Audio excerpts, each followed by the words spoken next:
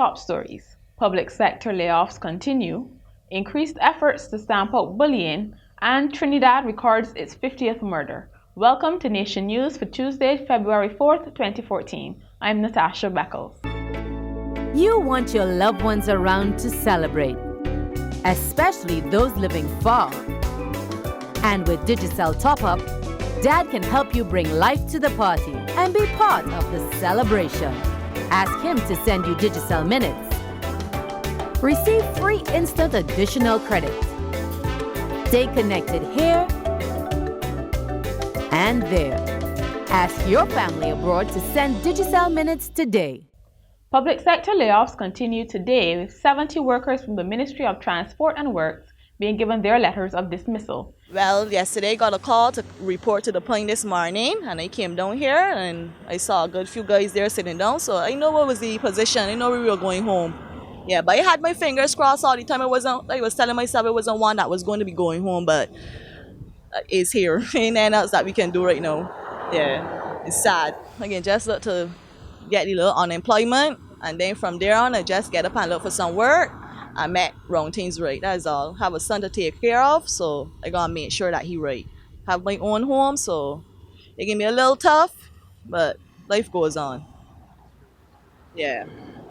This morning, over 70 workers, most of them heavy-duty general workers, were sent home from the Ministry of Transport and Works. The understanding is that close to 100 workers may be going from the Ministry of Health, and over 70 as well from the School Meals Department. These layoffs will number close to 3,000 over the next few months or so. This is all part of the plans to streamline government spending. Intensive action is being taken to stamp out bullying in schools across the island. Speaking last night at the official launch of a new anti-bullying program, Minister of Education Ronald Jones praised the youth of the island for having a strong voice and urged them to use it to speak out against bullying. They must use that voice not only in good song, but also in strong words to protect themselves and to protect others from whatever impacts upon them in a very negative way.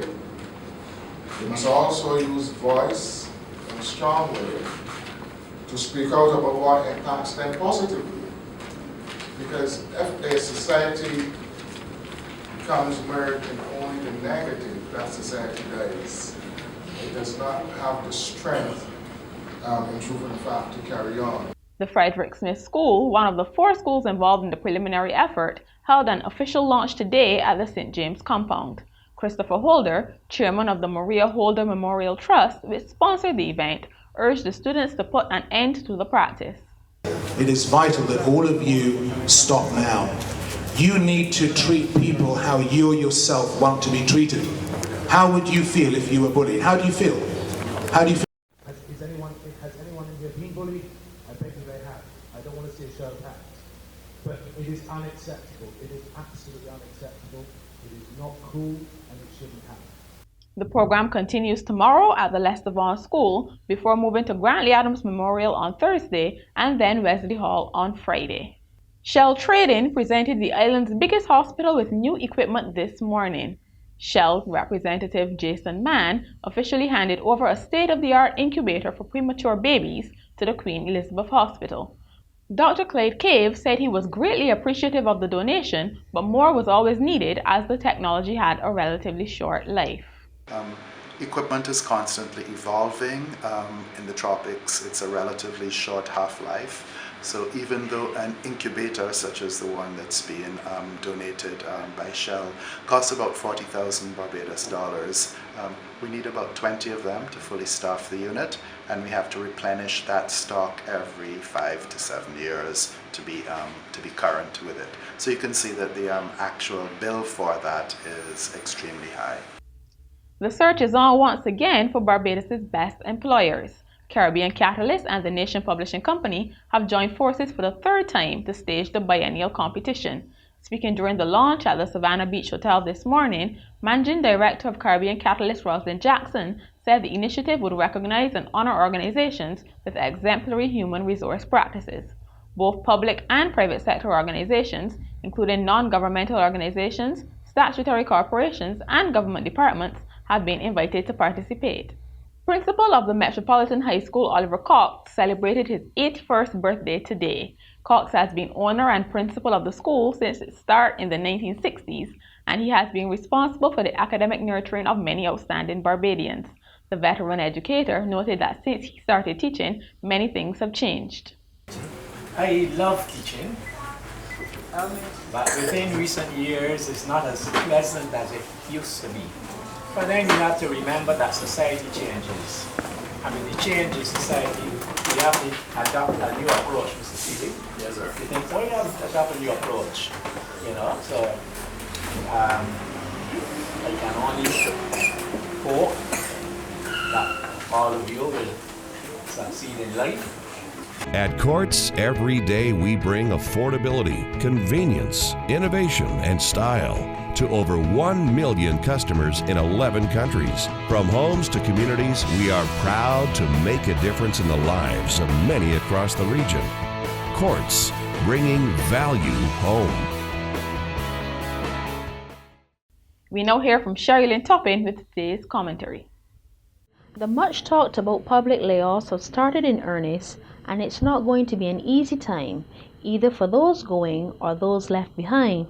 But this is just another life phase for which we all need to buckle down and be prepared to face the circumstances if we are going to overcome these trying times and emerge successful. The options are clear and simple.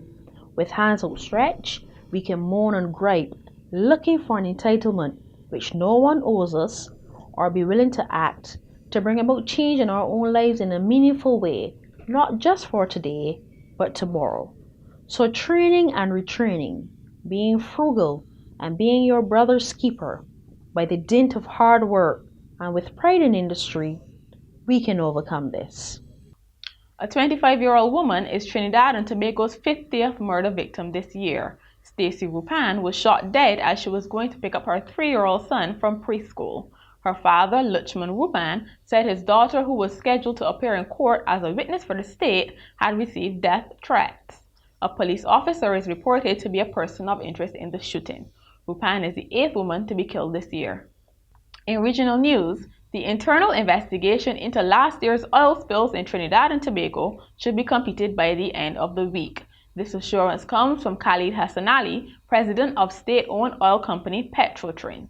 The Oilfield Workers Trade Union has been calling for an independent investigation, but Hassan Ali says a member of the union sits on the committee whenever there is an issue like this.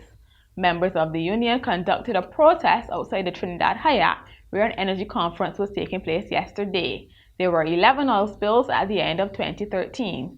And finally, it seems like this would have been more likely to happen while they were watching boxing. During a Super Bowl party in upstate New York, a man allegedly punched his younger sibling in the face, knocked him out, and then bit off part of his ear. The man was charged with felony assault for attacking his brother during a post-game brawl that went down after the brothers had shared more than a bottle of whiskey. An emergency room doctor said the victim's ear was permanently disfigured and would never be the same again. And that has been Nation News for Tuesday, February 4th, 2014. I'm Natasha Beckles.